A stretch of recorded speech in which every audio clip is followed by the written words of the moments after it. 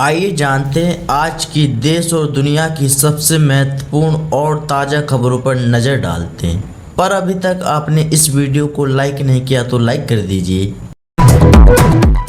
Supreme court ने छात्र प्रदर्शनों की जांच के लिए कमेटी बनाई। सुप्रीम कोर्ट ने दिल्ली के छात्र प्रदर्शनों में पुलिस कार्रवाई और हिंसा की जांच के लिए 5 सदस्यीय हाई पावर्ड कमेटी बनाई है। कमेटी की अध्यक्षता पूर्व जज आर सुभाष रेड्डी करेंगे। अदालत ने पुलिस के बल प्रयोग, प्रदर्शनकारियों पर हिंसा और महिला प्रदर्शनकारियों से कथित दुर्व्यवहार जैसे आरोपों की जांच का निर्देश दिया है। दिल्ली मास्टर प्लान 2047 को मिली मंजूरी, 40 लाख घरों का लक्ष्य। दिल्ली के मास्टर प्लान 2047 को केंद्र ने मंजूरी देकर अधिसूचित कर दिया है। योजना में बढ़ती आबादी को देखते हुए करीब 30 से 40 लाख नए घर बनाने का लक्ष्य रखा गया है। इसमें किफायती आवास, बेहतर परिवहन, मेट्रो विस्तार, रोजगार, यमुना संरक्षण और शहर के पुनर्विकास पर विशेष जोर दिया गया है। सरकार ने 10 लाख टन शुल्क मुक्त चीनी आयात की अनुमति दी। केंद्र सरकार ने चीनी की बढ़ती कीमतों को नियंत्रित करने के लिए 10 लाख मीट्रिक टन कच्ची चीनी के शुल्क मुक्त आयात की अनुमति दी है। यह अनुमति 31 अक्टूबर तक रहेगी। सरकार के अनुसार कीमतें 2 महीनों में तेजी से बढ़ी हैं। चीनी मिलों और रिफाइनरियों को 21 से 28 अगस्त तक आवेदन करना होगा। भारत में आज ब्रिक्स संचार मंत्रियों की महत्वपूर्ण बैठक। भारत आज पुणे में 12वीं ब्रिक्स संचार मंत्रियों की बैठक की मेजबानी कर रहा है। यह बैठक भारत की 2026 ब्रिक्स अध्यक्षता के तहत हो रही है। इसमें डिजिटल सहयोग, दूरसंचार, डिजिटल सार्वजनिक ढांचे और नई तकनीकों पर चर्चा होगी। बैठक का उद्देश्य सदस्य देशों के बीच सुरक्षित और भरोसेमंद डिजिटल सहयोग बढ़ाना है। झारखंड हाई कोर्ट ने जेपीएससी नियुक्तियां रद्द करने पर रोक लगाई। झारखंड हाई कोर्ट ने राज्य सरकार द्वारा 11वीं से 13वीं जेपीएससी परीक्षाओं के आधार पर हुई नियुक्तियां रद्द करने के फैसले पर रोक लगा दी है। सरकार ने कथित गड़बड़ियों की जांच के बाद कई भर्ती परीक्षाओं और नियुक्तियों को रद्द किया था। अदालत के आदेश से प्रभावित अभ्यर्थियों को फिलहाल राहत मिली है। मेकेदाटू बांध को लेकर कर्नाटक ने तमिलनाडु को दिया आश्वासन। कर्नाटक के मुख्यमंत्री डीके शिव कुमार ने मेकेदाटू बांध परियोजना को लेकर तमिलनाडु और पुडुचेरी को आश्वासन दिया है। उन्होंने कहा है कि कावेरी पानी के इस्तेमाल में पड़ोसी राज्यों के हित सुरक्षित रहेंगे। उनके अनुसार कर्नाटक पीने के लिए केवल 5 टीएमसी पानी इस्तेमाल करेगा और बाकी पानी तमिलनाडु के लिए उपलब्ध रहेगा। भारत ने रुपए में विदेशी व्यापार के नियम आसान किए। भारत ने रुपए में विदेशी व्यापार को बढ़ावा देने के लिए निर्यात भुगतान के नियम आसान किए हैं। नए नियमों में पात्र रुपए में मिलने वाली निर्यात राशि को लाभों के लिए विदेशी मुद्रा आय के बराबर माना जाएगा। सरकार का उद्देश्य कारोबारियों के लिए रुपए में भुगतान और विदेशी कारोबार को आसान बनाना है। SEBI ने बाजार में कथित हेरफेर पर 2 संस्थाओं पर कार्रवाई की। SEBI ने क्लोजिंग ऑक्शन सेशन में हेरफेर के मामले में 2 संस्थाओं पर कार्रवाई की है। नियामक ने 3.68 करोड़ रुपए का लाभ जब्त करने का आदेश दिया और दोनों संस्थाओं को बाजार से प्रतिबंधित किया। मामला 13 अगस्त को सेंसेक्स की समाप्ति से जुड़े लेन देन से जुड़ा है और कार्रवाई की गई है। कर्नाटक के रेलवे स्टेशनों पर एक्सपायर खाद्य सामग्री मिली। कर्नाटक के 36 रेलवे स्टेशनों पर खाद्य सुरक्षा जांच में गंभीर खामियां मिली हैं। अधिकारियों को कुछ जगह एक्सपायर दूध और दही, संदिग्ध प्रतिबंध रंग, गंदगी और दूषित खाद्य सामग्री मिली है। खाद्य सुरक्षा विभाग ने रेलवे परिसरों में दुकानों और कैंटीनों की जांच की। कार्यवाही का उद्देश्य यात्रियों को सुरक्षित भोजन उपलब्ध कराना है। अधिकारियों ने कार्रवाई की। असम में 90 हाथियों के कारण राजधानी एक्सप्रेस रोकी गई। असम के होजाई जिले में 90 हाथियों का झुंड रेलवे पटरी पार कर रहा था। वन विभाग की सूचना के बाद डिब्रूगढ़ दिल्ली राजधानी एक्सप्रेस को रोक दिया गया। हाथियों के सुरक्षित गुजरने के बाद ट्रेन आगे बढ़ी और हादसा टल गया। हाथियों तथा यात्रियों दोनों की सुरक्षा सुनिश्चित हुई, राहत मिली।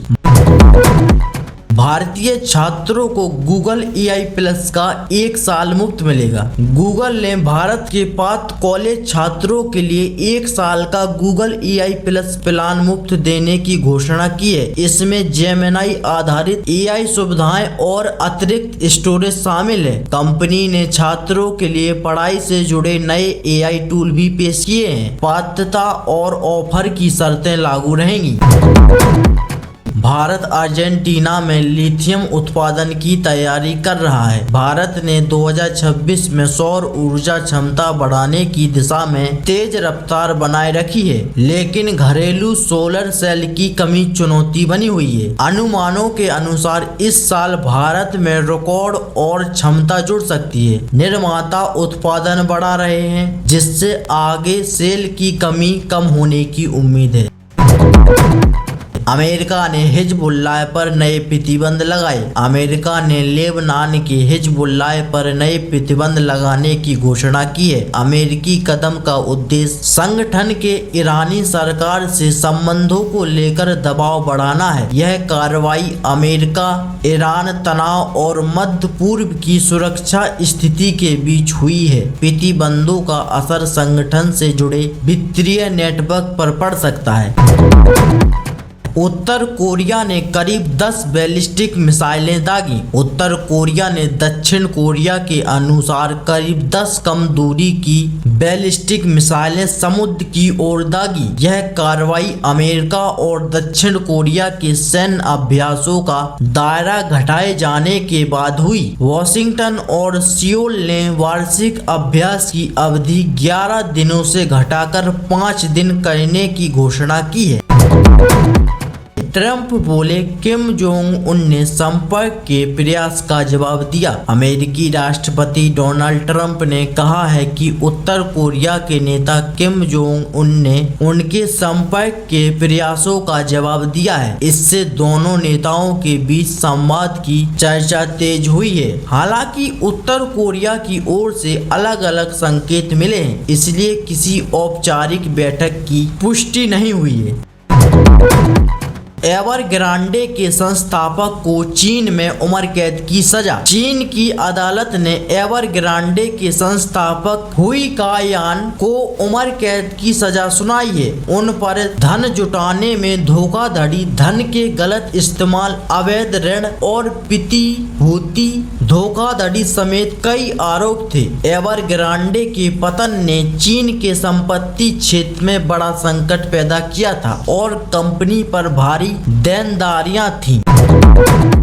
रूस के मिसाइल और ड्रोन हमले में यूक्रेन में 16 की मौत। रूस ने यूक्रेन की राजधानी कीव और आसपास के इलाकों पर बड़े मिसाइल और ड्रोन हमले किए। यूक्रेनी अधिकारियों के अनुसार कम से कम 15 लोगों की मौत हुई है और कई लोग घायल हुए हैं। हमलों में आवासीय इमारतों, स्कूल और अन्य नागरिक ढांचे को नुकसान पहुंचा। यूक्रेन ने अतिरिक्त वायु रक्षा की मांग दोहराई है। केन्या में हेलीकॉप्टर हादसे में 7 लोगों की मौत। केन्या के साबरू काउंटी में एक पर्यटक हेलीकॉप्टर दुर्घटनाग्रस्त होने से 7 लोगों की मौत हो गई। मृतकों में 5 अमेरिकी नागरिक और इक्वाडोर के खुफिया प्रमुख भी शामिल थे। स्थानीय अधिकारियों के अनुसार हेलीकॉप्टर एक वन्य जीव संरक्षण क्षेत्र की ओर जा रहा था। दुर्घटना के कारणों की जांच शुरू कर दी गई है। मध्य अफ्रीकी गणराज्य में सोने की खदान ढहने से 100 से ज्यादा मौतें। मध्य अफ्रीकी गणराज्य में सोने की खदान ढहने से 100 से अधिक लोगों की मौत की खबर है। हादसा पश्चिमी जाबोए गांव में भूस्खलन के बाद हुआ। कई मजदूर सुरंगों के अंदर काम कर रहे थे। बचाव दल मलबा हटाकर फंसे लोगों की तलाश में जुटे हैं। मृतकों की संख्या बदल सकती है। यूरोप में सूखे के कारण सर्बिया में पुराना जहाज फिर दिखा। सर्बिया में लंबे समय से जारी गर्मी और सूखे के कारण सावा नदी का जल स्तर काफी नीचे चला गया है। इससे 1913 में बना एक पुराना भाप वाला जहाज फिर दिखाई देने लगा। यह जहाज द्वितीय विश्व युद्ध के दौरान डूबा था। कम जल स्तर से जल आपूर्ति, खेती और नदी परिवहन प्रभावित हुए हैं। जापान में ट्रेन की चपेट में आने से 4 रेलवे कर्मचारियों की मौत। जापान के कानुमा शहर के शिनकानुमा स्टेशन पर एक तेज ट्रेन ने रेलवे पटरी पर काम कर रहे 4 कर्मचारियों को टक्कर मार दी। चारों की मौत हो गई। हादसे के समय कर्मचारी खरपतवार हटाने का काम कर रहे थे। अधिकारी जांच कर रहे हैं कि सुरक्षा प्रक्रिया में क्या कमी हुई। बाली में नेपी पर्व का अपमान करने पर स्विस पर्यटक को जेल। इंडोनेशिया के बाली में एक स्विस पर्यटक को पर्व नेपी यानी मौन दिवस का अपमान करने के मामले में 1 साल जेल की सजा मिली है। अदालत के अनुसार पर्यटक ने सोशल मीडिया पर पर्व का मजाक उड़ाते वीडियो पोस्ट किए थे। बाली में नेपी पर मौन और घर में रहने के नियम होते हैं। चीन ने अमेरिकी ड्रोन शुल्क हटाने की मांग की। चीन ने अमेरिका से ड्रोन और संबंधित सामान पर शुल्क हटाने की मांग की है। चीन के वाणिज्य मंत्रालय ने कहा कि अमेरिकी शुल्क चीनी कंपनियों के साथ भेदभाव करते हैं और उनके हितों को नुकसान पहुंचाते हैं। यह विवाद तकनीक, व्यापार और राष्ट्रीय सुरक्षा को लेकर बढ़ते तनाव के बीच सामने आया है। बीजिंग ने इसे भेदभावपूर्ण बताया है। JD.com के 2.5 अरब डॉलर के सौदे पर यूरोपीय संघ की नजर। चीन की कंपनी JD.com ने जर्मन इलेक्ट्रॉनिक्स रिटेलर सेकोनोमी को करीब 2.5 अरब डॉलर में खरीदने की योजना पर यूरोपीय संघ की चिंताएं दूर करने के लिए उपाय प्रस्तावित किए हैं। सौदे की जांच प्रतिस्पर्धा के मुद्दे को लेकर हो रही है। यूरोपीय आयोग अंतिम मंजूरी से पहले इन उपायों की समीक्षा करेगा। अर्जेंटीना में भारत की लिथियम परियोजना पर काम आगे बढ़ा। भारतीय सरकारी कंपनी काबिल अगले 4 से 5 वर्षों में अर्जेंटीना में लिथियम उत्पादन शुरू करने की तैयारी कर रही है। एक संसदीय समिति की रिपोर्ट के अनुसार परियोजना की व्यवहार्यता से जुड़ा काम पूरा किया जा रहा है। लिथियम इलेक्ट्रिक वाहन और बैटरी उद्योग के लिए महत्वपूर्ण खनिज माना जा रहा है।